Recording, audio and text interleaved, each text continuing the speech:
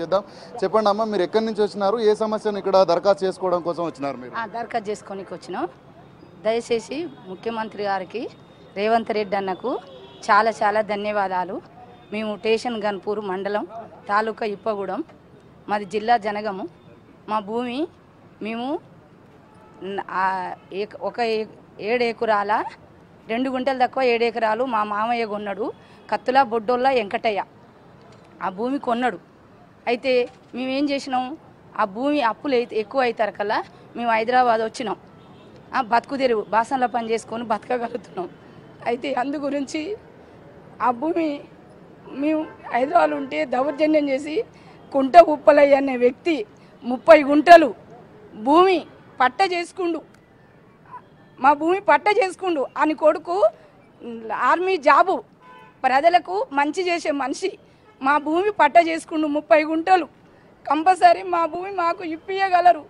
దయచేసి ముఖ్యమంత్రి సారు రేవంత్ రెడ్డి అన్న మా భూమి మాకు ఇప్పియవాలి.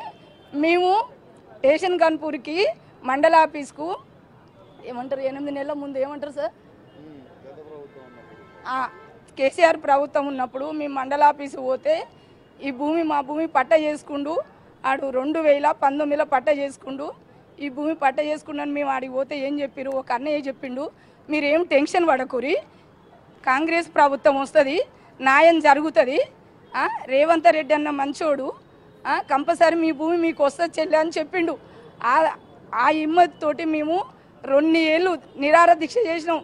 కాంగ్రెస్ ప్రభుత్వం రావాలి, మా భూమి మాకు రావాలని 2 నెలలు నిరాహార దీక్ష చేసినాం అన్నయ్య. మా భూమి 1315 నెంబరు.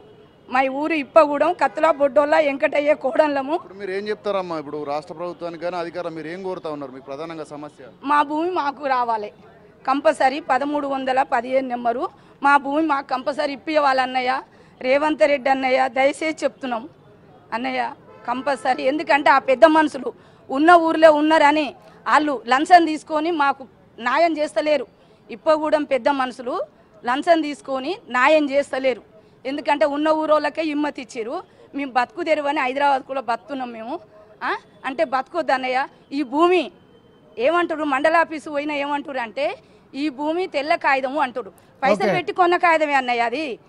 పైసలు పెట్టి కొన్న కాగితంకి ఎందుకు ఇల్లు ఉండదు మాకు? ఎందుకంటే చదువు రాక, మా భర్తలకు చదువు రాక, మా మామయ్యకు చదువు రాక ఈ భూమి ఎంత ఉన్నదని మాకు తెలియదు. ఒక